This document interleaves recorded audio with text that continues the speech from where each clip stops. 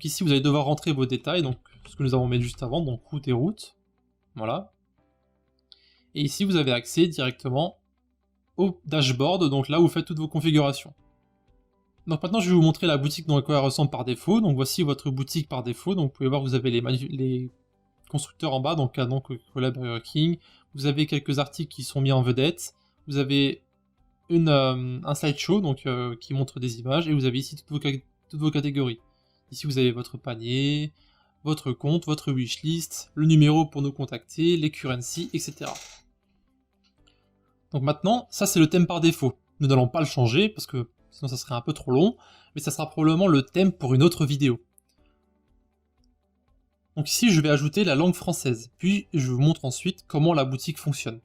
Donc on va aller dans la configuration, et ici vous allez aller dans Système, puis dans Localisation, et enfin ici Languages, donc là on va ajouter la langue française en fait. Donc vous appuyez maintenant sur la petite croix en haut à droite, et ici vous allez faire un simple copier-coller des informations que vous avez sur GitHub. Donc ici dans GitHub, voilà. Et vous pouvez voir ensuite ici language name, code, local, etc. Donc en fait, language name French, ici le code c'est FRFR, local vu que c'est un peu long, on va faire un copier-coller, hop là, on active et on laisse à 1. Maintenant, vous pouvez simplement sauvegarder ici. Parfait. Donc maintenant, avant de pouvoir supprimer le langage anglais complètement, nous allons devoir sélectionner la langue française comme langue par défaut. Et pour cela, nous allons nous rendre directement encore une fois dans Système, et cette fois nous allons rester ici. Nous allons dans le petit stylet qui est ici. Et c'est ici que nous allons tout configurer au niveau de la boutique. Donc le titre de votre boutique, la description, etc. Nous, ce qui nous intéresse, c'est l'onglet qui est ici, Local. Donc ici, vous sélectionnez votre pays, la région, etc. Mais aussi la langue, en fait. Donc vous mettez France, donc ici France métropolitaine. La région, vous mettez votre région, donc moi c'est le Bas-Rhin. La langue, c'est française. La langue d'administration, c'est français. La currency, donc ici, c'est la monnaie. Donc nous, on prend les euros. Et voilà. Donc ici, on sauvegarde. Parfait. Donc une fois que tout est terminé, nous pouvons maintenant nous rendre en arrière dans Localisation et Languages ici. Et maintenant, vous pouvez voir que French est en fait la langue par défaut. Donc maintenant, on peut en fait cliquer la case English et appuyer ici sur supprimer. Et voilà. D'ailleurs, vous pouvez voir en passant que l'administration s'est aussi modifiée en français, ce qui est bien. À part le dashboard ici, mais ça, ce n'est pas grave. De toute façon, c'est au fur et à mesure que vous faites vos configurations, vous allez prendre l'habitude de... Enfin, vous allez prendre l'habitude de l'administration, tout simplement. Donc maintenant, ce qu'on va faire, c'est qu'on va se rendre sur notre boutique ici. Donc vous pouvez voir que tout est en anglais. Donc les catégories vont rester en anglais. Vous pouvez voir ici, par exemple, My Account ici, Wishlist, ou Items ici, ou alors d'autres choses. Par exemple, Add to Cart ici. Vous allez voir que maintenant que je vais rafraîchir, tout va se transformer en français. Mon compte, liste de souhaits, articles, ajouter au panier, etc. Voilà, c'est plutôt cool. Donc votre site est en fait traduit à 90% en français, je dirais. Voilà. Donc maintenant, je vais vous montrer comment modifier votre boutique. Donc je ne vais pas la modifier moi-même, mais je vais vous montrer où se trouvent les différentes catégories. Donc la première chose à configurer, c'est là où nous étions avant, donc dans Settings. Donc ici, donc le petit stylet. Donc ici, vous allez entrer toutes les informations de votre boutique. Donc lisez chaque onglet et remplissez tout correctement. Donc ici, vous avez Général, donc le thème, la galerie par défaut, le nom de votre boutique, l'adresse de votre boutique, le géocode, l'image de votre boutique, les horaires d'ouverture, le commentaire, etc. Vous avez certaines options, donc bon d'achat, taxes, etc. Voilà. Donc ça, tout ça, c'est à vous de voir. Vous avez même un mode de maintenance ici, si vous voulez que les utilisateurs n'accèdent pas à votre site. Voilà. Vous avez même un SSL ici, si vous avez un script, enfin un SSL sur votre hébergeur.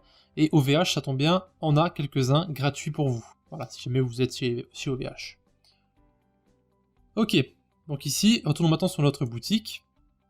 Donc ici, nous avons en fait la page principale de la boutique. Donc pour modifier cette page et les articles qui se trouvent dessus, vous allez devoir vous rendre ici dans Extensions, donc qui est tout en haut, et ici Extensions.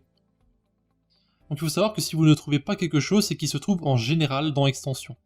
Maintenant, nous allons aller dans Module ici, et nous allons chercher quelque chose qui s'appelle en fait Homepage, donc ici dans Feature, qui est en fait les objets mis en vedette sur la page principale. On appuie sur Modifier, et ici vous avez une liste de produits que vous désirez afficher et combien vous voulez en afficher. Par exemple, nous pouvons augmenter cette limite à 6, par exemple ici, et nous pouvons ajouter d'autres produits à mettre. Donc par exemple, on va mettre des trucs que nous n'avons pas encore, donc par exemple iMac, HTC Touch, et vous pouvez voir ici que nous avons 6 produits. Une fois que tout ceci est modifié, nous appuyons encore une fois sur la disquette pour sauvegarder, et voilà. Maintenant, si on se rend à nouveau sur notre boutique et qu'on rafraîchit, vous pouvez voir que pour l'instant, nous n'avons que 4 produits, et que nous allons rafraîchir, et voilà, maintenant nous avons 6 produits. Plutôt cool, hein. Donc pendant que nous y sommes, nous allons voir aussi les différents moyens de paiement. Donc ici, nous allons dans Extension à nouveau, et pas dans Module cette fois, mais dans Paiement. Et ici, nous allons ajouter PayPal comme mode de paiement par défaut. Donc vous allez ici descendre, et vous avez ici tous les différents moyens de paiement. Donc vous avez G2A ici, vous avez BluePay, Authorize, Amazon Pay, Alipay, SagePay, Skrill, WorldPay, etc. Donc ici, vous sélectionnez PayPal Payment Standards. Donc ici, nous allons devoir l'installer avant de l'utiliser. Donc c'est assez rapide, hein. Ensuite, on va dans la configuration, donc dans Modifier. Donc ici, vous allez devoir mettre votre adresse email de PayPal. Donc moi, c'est celle-ci. Et vous allez devoir activer, ici, le moyen de paiement de PayPal. Vous sauvegardez, et vous allez voir ensuite, quand nous allons faire le tour sur la boutique, que nous aurons ce moyen de paiement qui a été activé.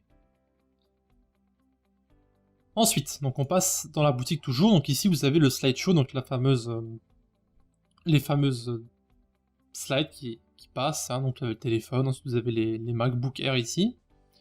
Donc ici, pour modifier la bannière qui se trouve là, ben en fait c'est plus ou moins la même chose, vous allez ici dans Design, Banners ici, et là vous avez vos 3 trucs. Donc celle qui est tout en bas, qui correspond au fabricant, c'est Manufacturer ici, donc si vous allez dedans, vous allez pouvoir la modifier.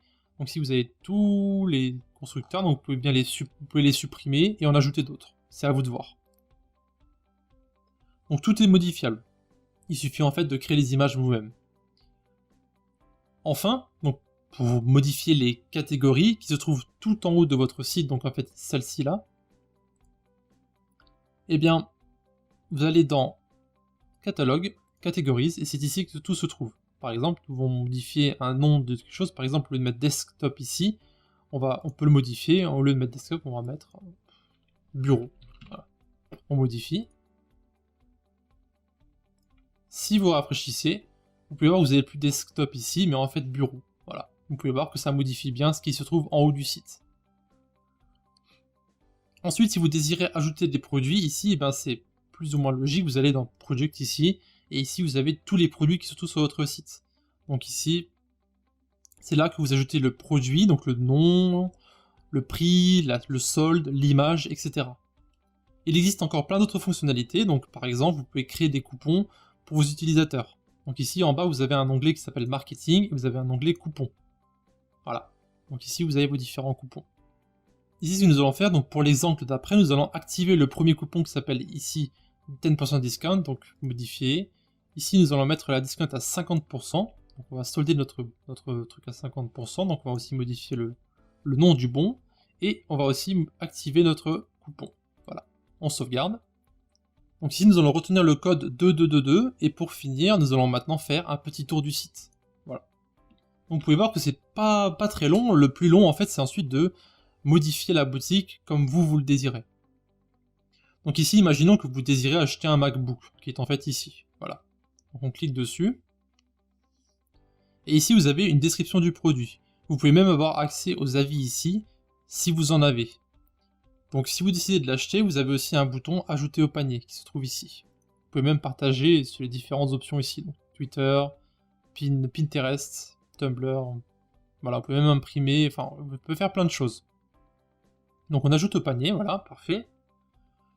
Et maintenant, vous pouvez directement accéder à votre panier ici en haut à droite. Donc ici, pour accéder, vous pouvez directement accéder à la commande ou à votre panier. Donc nous allons accéder au panier ici. Et vous pouvez voir que nous avons un récapitulatif de notre commande. Ici, vous pouvez utiliser un coupon code, donc un coupon. C'est ici d'ailleurs que c'est pas traduit en français. Ça, vous devrez le faire vous-même, malheureusement. Ou alors vous devrez acheter un thème qui est complètement traduit. Donc ici, on rentre notre coupon qui était 222. On applique le bon d'achat. Et ici, vous pouvez voir que notre réduction de 50% est bien passée. Maintenant, on valide la commande. Et ici, c'est le moment où l'utilisateur va devoir se connecter. si ce n'est pas déjà fait. Donc on peut très bien continuer sans s'enregistrer. C'est ce que nous allons faire. Donc on continue. Ici on va remplir nos informations, donc moi je l'avais déjà fait mais je vais le refaire. Donc Alexis Hollande, voilà, 6, 18, 23, 5 rue Jean Prince, Sam, 413, France, et ici c'est votre département, donc moi on va mettre encore une fois le Bas-Rhin. Voilà. Une fois que ça c'est fait, on appuie sur continuer, et vous pouvez voir ici qu'il y a la méthode de paiement que nous avons sélectionnée précédemment, PayPal. Donc ici on peut laisser un commentaire, donc merci pour la commande. Le site est incroyable. Voilà, par exemple. Voilà. Donc on appuie sur les termes et conditions, on appuie sur continuer, et là vous avez un récapitulatif de votre commande. Ici, si vous appuyez sur confirmer la commande, vous serez redirigé vers PayPal pour faire votre paiement. Bien sûr, moi je ne vais pas le faire. Voilà. Voilà, on retourne sur notre site, et vous pouvez voir en fait que OpenCart est en fait extrêmement bien fait. De plus, la traduction française n'est pas complète, mais vous pouvez très bien acheter une traduction et même un thème.